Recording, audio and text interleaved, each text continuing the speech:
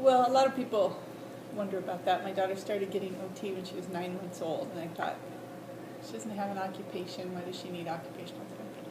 But the occupation just means whatever a person does in their life that's meaningful to them. So it's therapy to help people do what they want or need to do with their days. So that can be I work with elementary school children mostly, so it's getting the fine motor skills to write and cut and do their schoolwork.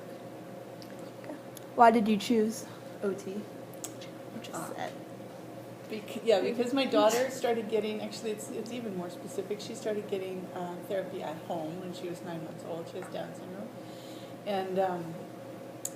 And the therapist that came in just taught me these little tiny things to do that would make a big difference. So if you do this with her legs when you're changing your diaper, you're going to change her anyway. So if you do this, it's going to help her walk better or have a more regular gait. And later when she was starting to open doors, if you have her thumb this way instead of letting her do this, she'll have a stronger grasp and she'll be able to hold a pencil better. And it was just those little things that made such a big difference. So when I wanted to choose a different career, I decided I wanted to try to help other families. Did you see a big difference with those little things? I did. And, I didn't notice it too much, but when she was little, she went to the Spokane Guild School. And, we knew 4 or 5 families that had kids with Down syndrome right about the same age. And because OT was really interesting to me, even before I went back to school, I they give me one idea and I do that one and think of a couple similar things and do them. And Stephanie has really great fine motor skills compared to other kids her age with Down syndrome. So I think it made a real big difference. Can you describe your typical work week? Hectic. Yeah, I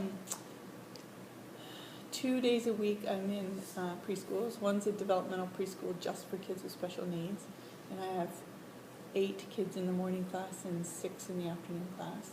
And then 2 days a week I'm in a Head Start CAPE program, so it's an inclusion preschool that has kids low income, kind of at risk, but then also some kids with special needs in there.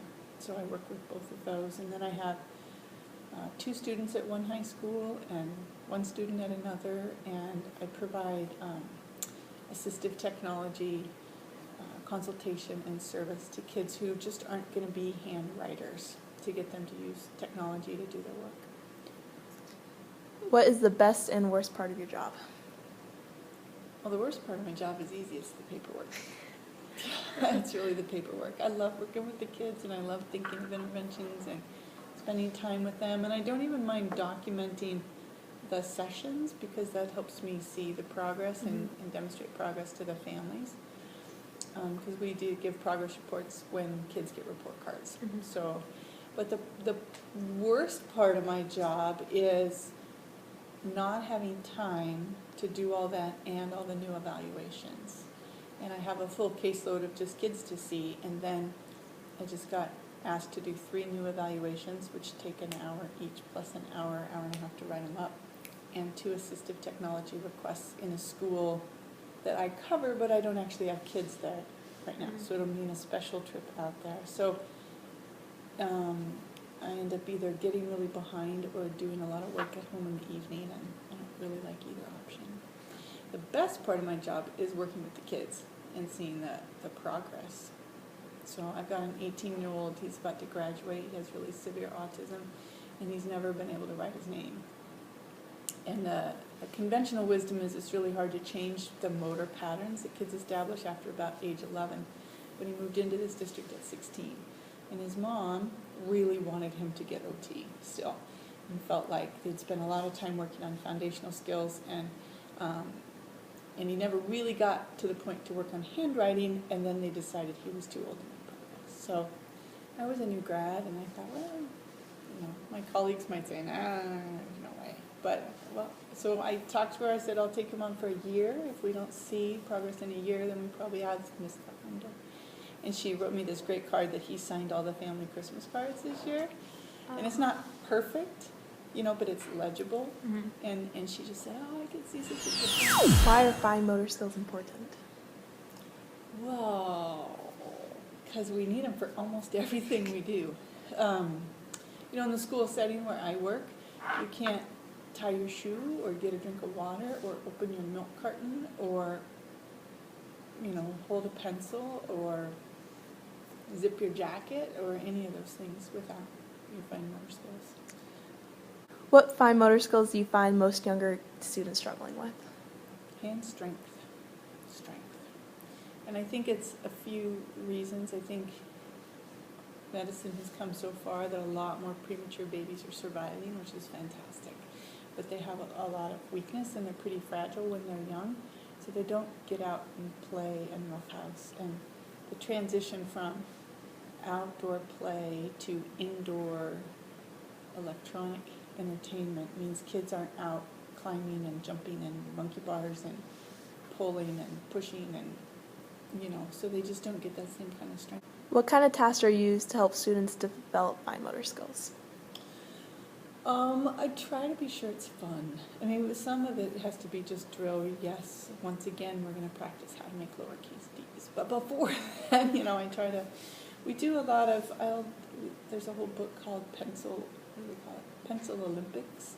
And it's all these silly little, they call them tricks, but things for kids to do with their pencil, and they think it's pretty darn cool when they can do it. So, but that builds the skills to be able to flip it over and erase and flip it back. I use the iPad a lot. There's some really terrific games with pinching and pulling and tracing and visual motor things that are great, and the kids are very highly motivated by the iPad.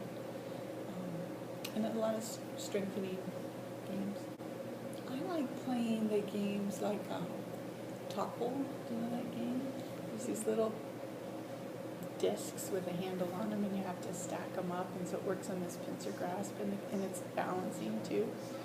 So the kids really get into it, and they love it when they can beat me at the game. So, and it's really functional. It works a lot on what they need, but they don't even know it. What is the goal of an occupational therapy session? That really varies, and that's one of the things I like so much about it, is it's such a broad profession, and the goals are always specialized for the client. So I'd say the goal is to help the student or the client make progress toward their goals. They're very client-centered goals.